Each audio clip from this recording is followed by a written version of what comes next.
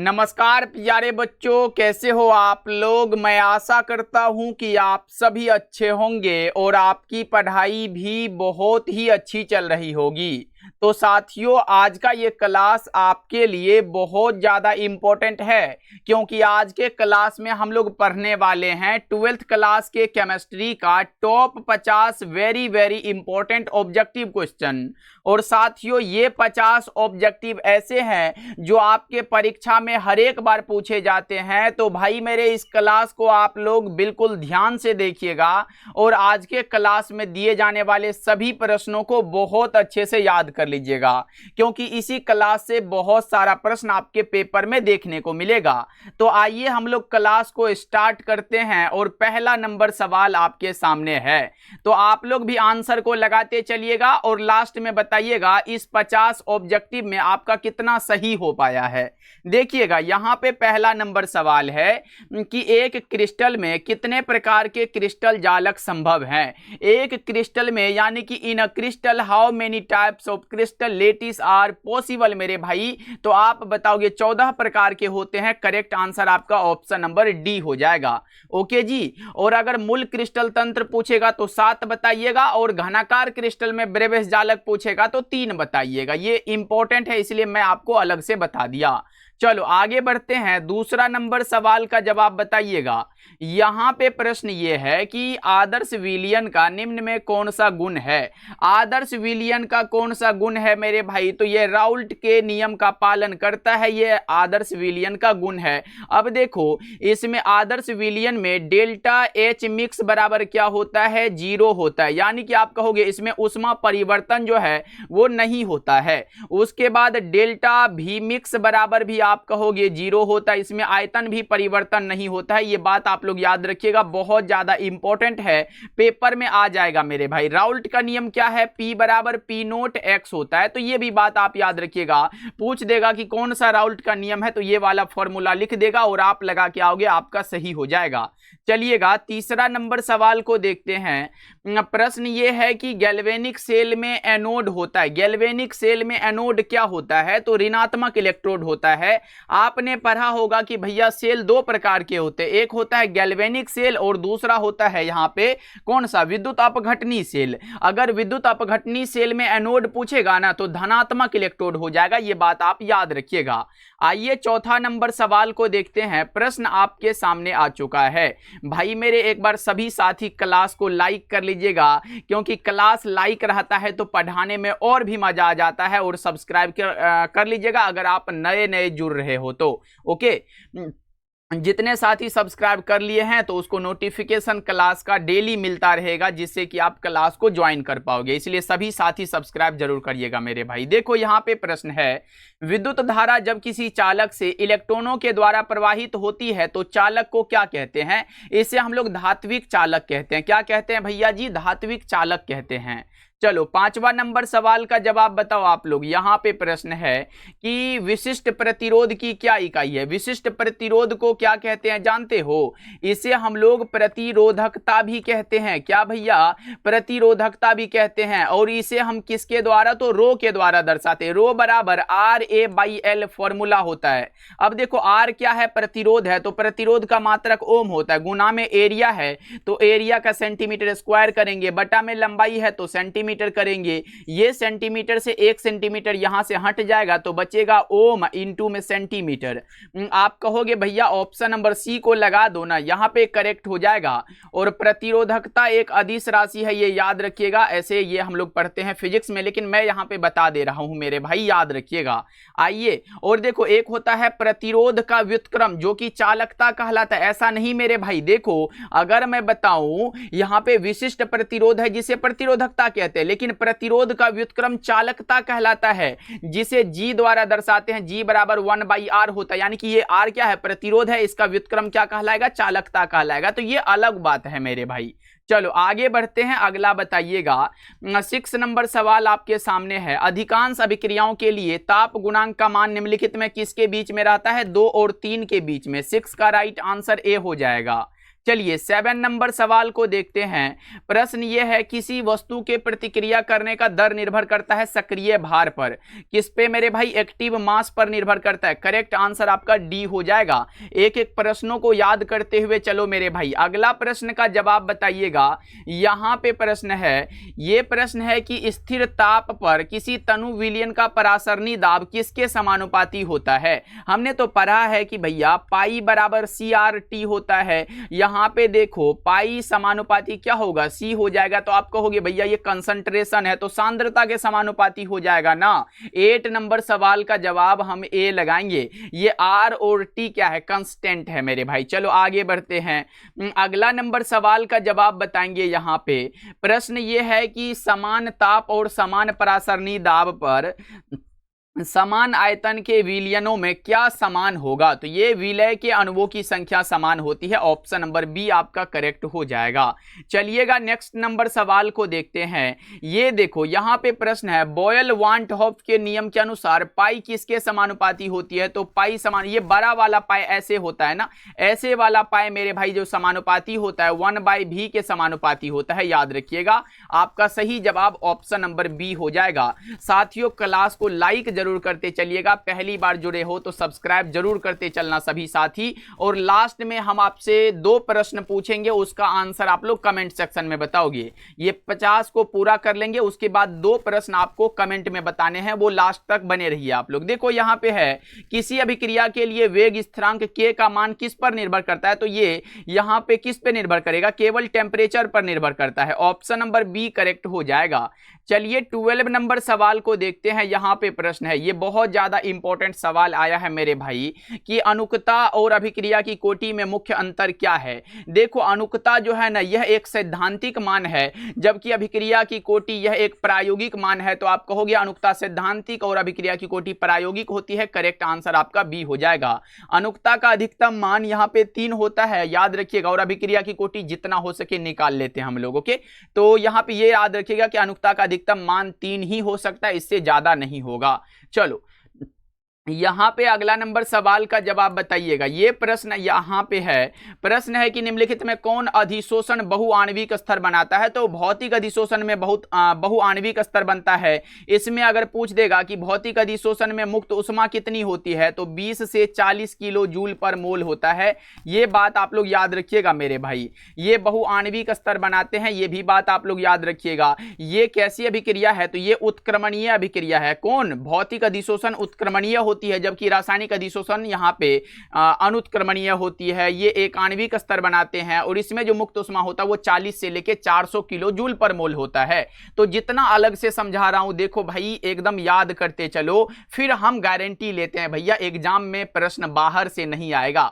चलो देखो यहां पे प्रश्न क्या पूछा जा रहा है, निम्नलिखित में किस विधि के द्वारा कोलाइडी विलयन का शोधन किया जाता है? कोलाइडी विलयन का शोधन अपोहन के द्वारा होता है, यहां पे डायलिसिस के द्वारा। चलो आगे बढ़ते हैं। यहां पे प्रश्न है, निम्नलिखित में कौन लायोफिलिक कोलाइड है? लायोफिलिक कोलाइड गोंद होता है, गम होता है। ऑप्शन नंबर बी आपका राइट हो जाएगा। 16 नंबर सवाल का जवाब बताओ। द्रव स्नेही कोलाइडों के अस्थायित्व का प्रमुख कारण क्या है? आवेश हो जाएगा। ऑप्शन नंबर बी बिल्कुल सही है। चलिए 17 नंबर सवाल आ चुका है मेरे भाई। यहां पे प्रश्न है, और एक इंपॉर्टेंट बात आपके लिए है, जितने भी साथी हमसे जुड़ के पढ़ रहे हो मेरे भाई, हमारे द्वारा तैयार इंपॉर्टेंट क्वेश्चन के नोट्स को जरूर पढ़ लीजिएगा, क्योंकि हम गारंटी लेते हैं कि फिजिक्स, केमिस्ट्री और बायोलॉजी में जितना भी प्रश्न हमारे द्वारा आपको दिया जाएगा उसके बाहर एग्जाम में नहीं आएगा। तो क्या ज्यादा प्रश्न दिया जाएगा? नहीं मेरे भाई, एक सब्जेक्ट में आपको 60 सब्जेक्टिव क्वेश्चन और 200 ऑब्जेक्टिव क्वेश्चन पढ़ना है। तो बताओ ये आपको कितना दिन लगेगा खत्म करने में? चाहे वो फिजिक्स हो, केमिस्ट्री हो, बायोलॉजी हो, इतना इतना पढ़ लोगे, और उसके बाद गारंटी हमारी है मेरे भाई। और हमारे तरफ से आपको हिंदी और इंग्लिश का नोट्स बिल्कुल फ्री मिल जाएगा। तो मेरे भाई जरूर परचेज कर लीजिएगा। इसका चार्ज मात्र 199 है। आप कॉल या मैसेज कर सकते हो 70 70 82 16 85 नंबर पे। भूलिएगा भैया भैया हमें 199 वाला नोट्स परचेज करने हैं तो आपको ये मिल जाएगा। मेरे भाई आप हिंदी मीडियम से हो या फिर इंग्लिश मीडियम से हो, ये दोनों के लिए तैयार है और हमारे तरफ से हिंदी इंग्लिश का नोट्स बिल्कुल फ्री मिल जाएगा, तो इस नंबर पे आप कांटेक्ट कर लीजिएगा। आइए प्रश्न को देखिए, रक्त पर कैसा आवेश पाया जाता है? तो रक्त पर ऋणात्मक आवेश होता है। एक बात और याद रखिएगा, रक्त का पीएच वैल्यू एग्जाम में आया है जो कि 7.4 होता है। अब 7.4 है तो इसका मतलब क्या है, ये क्षारीय होगा। तो जैसे कि देखो आपने पढ़ा होगा पीएच वैल्यू अगर 7 से अधिक है तो ये क्षारीय होता है, लेकिन हल्का क्षारीय होगा क्योंकि 7.4 है, तो ये आप याद रख सकते हो, ये हल्का क्षारीय हो जाएगा। चलो आगे बढ़ते हैं, अगला प्रश्न का जवाब बता दो आप लोग। यूरिएज उदाहरण है, यूरिएज किसका उदाहरण है? तो एक एंजाइम का उदाहरण है। 18 का सी ऑप्शन राइट हो जाएगा। 19 नंबर सवाल का जवाब बताएंगे, अपमार्जक को क्या कहा जाता है? अपमार्जक को कहा जाता है पृष्ठ सक्रियन। करेक्ट आंसर आपका ए हो जाएगा। मेरे भाई डेली क्लास का टाइम शाम के 7 बजे और शाम के 8 बजे है, तो जुड़िएगा, सब्सक्राइब रहेगा तो नोटिफिकेशन मिलेगा, इसलिए सभी साथी लाइक करके सब्सक्राइब करते चलिएगा। निम्न में से वह लवण जो खनिजों में सबसे कम पाया जाता है, तो नाइट्रेट हो जाएगा। डी ऑप्शन आपका बिल्कुल करेक्ट है। आइए अगला प्रश्न को देखते हैं। गैंग और फ्लक्स आपस में मिलकर क्या बनाएगा? गैंग और फ्लक्स मिलकर स्लैग बनाता है। सही जवाब आपका ए हो जाएगा। और अयस्कों में उपस्थित अशुद्धि को क्या कहते हैं? गैंग कहते हैं। चलिए आगे बढ़ते हैं, यहां पे प्रश्न देखिए। प्रश्न यह है कि निम्नलिखित में कौन सी धातु विद्युत विच्छेदन से प्राप्त की जा सकती है? कॉपर धातु विद्युत विच्छेदन की क्रिया से प्राप्त होती है। ऑप्शन नंबर सी आपका राइट हो जाएगा। चलो मेरे भाई अगला यहाँ पे प्रश्न आ चुका है। बच्चा पार्टी आंसर लगाते जा रहे हो ना, लास्ट में पूछेंगे कितना सही हुआ है। NaOH इनमें से किसे कहते हैं? तो NaOH यानी कि कॉस्टिक सोडा है। आप कहोगे भैया कॉस्टिक पोटास KOH होता है। क्या होता है? KOH को कॉस्टिक पोटास कहते हैं। Na2CO3 को Na2CO3 को हम क्या कहते हैं? धोबिया सोडा कहते हैं, धावन सोडा कहते हैं। ये भी बात याद रखिएगा। अच्छा एक इंपॉर्टेंट और भी मैं बता देता हूं, जिप्सम का एग्जाम में आता है। जिप्सम का क्या होता है? CaSO4 इंटू में 2H2O होता है, ये याद रख लो। एक होता है प्लास्टर ऑफ पेरिस यानी कि POP कहते हैं, तो ये याद रखो। CaSO4 तो सेम है लेकिन यहां पे हाफ H2O हो जाएगा, बस ये याद रखिएगा। ये दोनों बहुत ज्यादा इंपॉर्टेंट है एग्जाम के पॉइंट ऑफ व्यू से। चलो देखो यहां पे प्रश्न क्या है, निम्नलिखित में किस उत्कृष्ट गैस के द्वारा सबसे ज्यादा यौगिक बनाया जाता है? तो जेनॉन के द्वारा सबसे ज्यादा बनता है। चलो नेक्स्ट नंबर सवाल का जवाब बताओ आप लोग कि ओलियम का सूत्र क्या होता है? Oleum H2S2O7। ओलियम का सूत्र H2S2O7 मेरे भाई ऑप्शन ए लगा के चलो ना, बिल्कुल करेक्ट आंसर है। आइए अगला प्रश्न को देखते हैं। निम्नलिखित में सबसे बड़ा बॉन्ड कोण किसमें पाया जाता है? अमोनिया में सबसे बड़ा बॉन्ड कोण पाया जाता है। आपका राइट आंसर डी हो जाएगा। चलो 27 का बताओ। यहाँ पे उजला और पीला फास्फोरस क्या है? 27 का क्या होगा? अपर रूप हो जाएगा। उजला और पीला फास्फोरस अपर रूप हो जाएगा। चलिए 28 नंबर सवाल देखिए, प्रश्न है निम्नलिखित में कौन सी गैस है जो एकल परमाणुविक है, यानी कि which of the following gases is mono atomic? कौन सा? हीलियम हो जाएगा। एक बार आया था हीलियम का संकेत क्या होता है? He होता है। चलो आगे बढ़ते हैं, अगला बताएंगे। अगला यहाँ पे प्रश्न है कि नाइट्रोजन और ऑक्सीजन क्या है? तो नाइट्रोजन और ऑक्सीजन अधातु है। क्या है? अधातु हो जाएगा। ऑप्शन नंबर बी बता के चलेंगे। चलो 30 नंबर सवाल आपके सामने है। बल्बों में भरने हेतु उत्कृष्ट गैस कौन सी है? बल्ब में कौन सी गैस भरी होती है? Argon gas. अच्छा विद्युत बल्ब का जो फिलामेंट बना होता है, फिलामेंट जानते हो ना? ऐसे मेरे भाई फिलामेंट आप लोग याद रखिएगा। फिलामेंट किसका बना होता है? तो ये टंगस्टन का बना होता है। अच्छा ये क्यों बना होता है टंगस्टन का? क्योंकि इसका गलनांक जो होता है ना मेरे भाई, गलनांक जो होता है वो उच्च होता है। क्या होता है? उच्च होता है। कितना होता है? तो 3400 से लेके 3500 डिग्री सेल्सियस तक होता है। ये बात आप लोग याद रखिएगा। ओके तो ऑप्शन नंबर यहां पे अभी का ऑप्शन नंबर सी हो जाएगा। नेक्स्ट नंबर सवाल का जवाब बताएंगे आप लोग कि निम्नलिखित में सर्वाधिक आयनन विभव किसका होता है? सर्वाधिक आयनन विभव फास्फोरस का है। ऑप्शन नंबर बी करेक्ट हो जाएगा। चलो आगे बढ़ते हैं। अगला प्रश्न है कि वायु का मुख्य अवयव क्या हो जाएगा।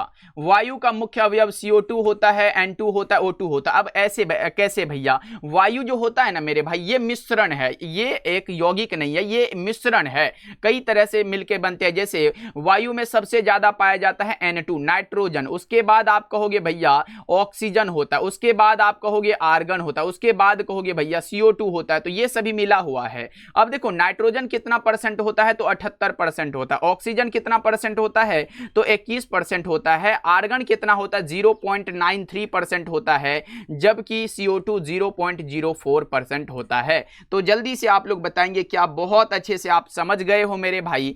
तो आप कहोगे भैया सबसे ज्यादा अगर पूछेगा वायु में सबसे ज्यादा कौन पाए जाते हैं, तो नाइट्रोजन। आप लोग ये याद रखिएगा 78%।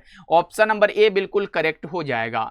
चलो आगे बढ़ते हैं मेरे भाई। क्लास कैसा लग रहा है कमेंट करते चलो ना आप लोग, क्योंकि कमेंट करते जाते हो ना बहुत मजा आता है। सभी साथी कमेंट करिएगा। देखो निम्नलिखित में कौन एक प्रथम संक्रमण श्रेणी का तत्व नहीं है। प्रथम संक्रमण श्रेणी का तत्व मैग्नीशियम नहीं है। करेक्ट आंसर आपका सी हो जाएगा।